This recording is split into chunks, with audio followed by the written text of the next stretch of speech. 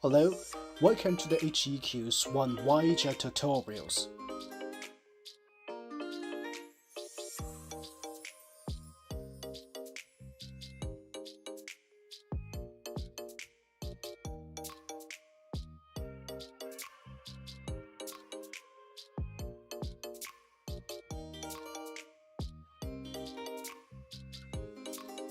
How to assemble your drone. First, attach the arms to the body. Confirm the position of the card slot. Insert the arm through the card slot.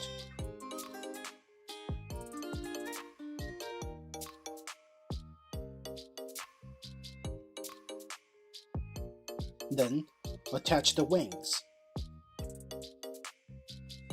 Make sure they are locked in and secure. Put the propellers on the rotors. The silver propellers corresponds rotor with indentations. The black propellers corresponds rotors without indentations. Hold rotors with one hand and twist the propellers.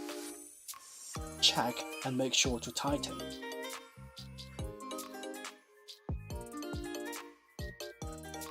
If you need support with your Swan Voyager, feel free to contact us via Facebook Messenger by following the link in the description.